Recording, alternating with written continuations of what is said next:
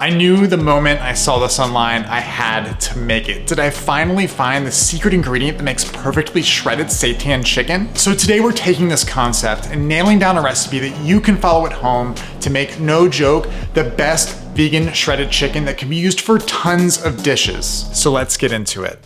To start, add 1 cup of Vital wheat gluten and 3/4 cups of instant potato flakes. Sprinkle your secret magic ingredient into your bowl and set aside. Next, we're gonna add our seasoning. So whisk up 3/4 cup of veggie stock, 2 tablespoons of apple cider vinegar. This acts to battle off that gluten-y taste. A 1/2 teaspoon of salt and a 1/2 teaspoon of MSG.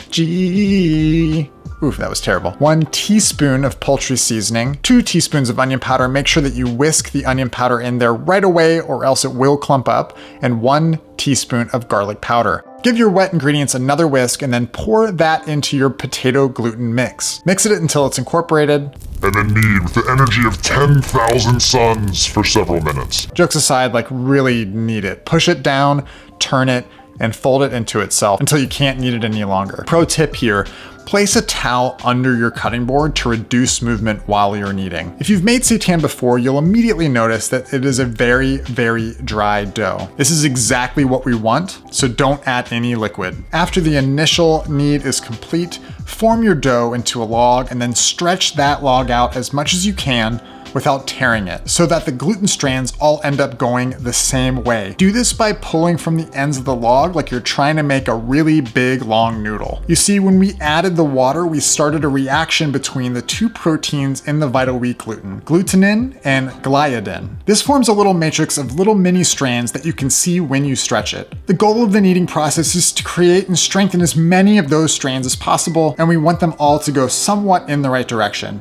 This right here is what makes the chicken shreddable. Once you've stretched out your long log, cut 2 lines into the dough, making him a little octopus man. And then braid those tentacles, tucking in the remaining ends into the dough.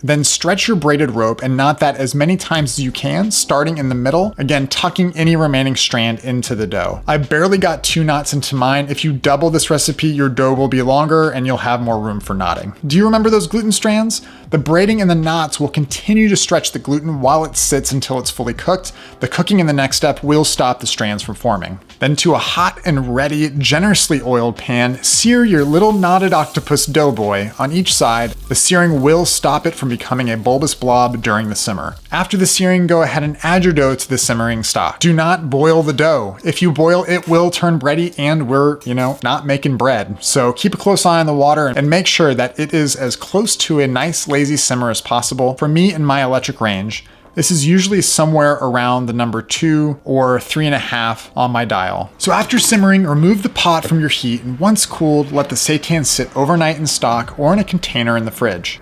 I think it's important that we talk a little bit about the story behind this recipe and how it came to be. And I'll also share my top tips for you on how to make this your own using techniques that I found during the testing phase. Now, I got inspiration for this from a post by Erica Cunningham in the Facebook page, the Seitan Appreciation Group. Let's look at that shred again. Dang, and look at that pup. Someone please give that good boy a treat stat. After seeing there wasn't a fleshed out recipe for this and chatting with Erica for guidance, I decided to give it a go myself. So I essentially tested out 3 different versions of this recipe. So here are my top technique tips for you to make this your own. Number 1, you can change the seasonings however you like. Obviously, if you add a ton more dry ingredients, that will change the water to dry ratio, so adjust that as needed if you do. Number 2, this also turns out great cooked in an Instant Pot instead of simmering. After braiding and knotting, wrap in parchment paper and then add that to a big sheet of heavy-duty foil, wrapping the package into a big Tootsie Roll. You can see my seitan pepperoni video for a more detailed guide to this foil wrapping technique. It's in the description below. Just add a steamer insert. My Instant Pot came with one. Fill it with water without going over the insert and set the pressure to high for 1.5 hours. 2 hours if you're doubling the recipe. Number 3, you can use a stand mixer for kneading if you have one.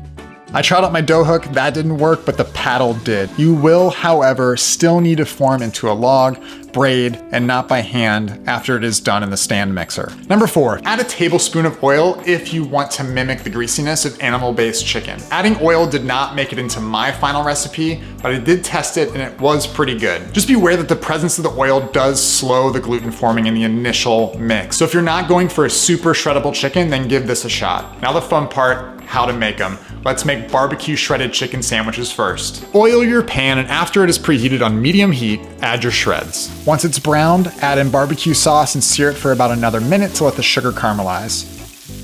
And then to a toasted bun, add mayo, pickles, generous heaping of barbecue shreds, and the top of your toasted bun. I wish I could share it with you all. This was absolutely incredible. Now for shredded chicken tacos. Again, lightly oil your pan, sear your chicken shreds, and then add in some homemade fajita seasoning. Let that caramelize, add the tacos with beans, veggies, avocado, hot sauce, and lime. Ooh, this was good. So if you liked this video, click here to subscribe. Click here for my other videos on chicken seitan, and I also think you'd like this episode too. As always, y'all, be nice to each other and keep cooking.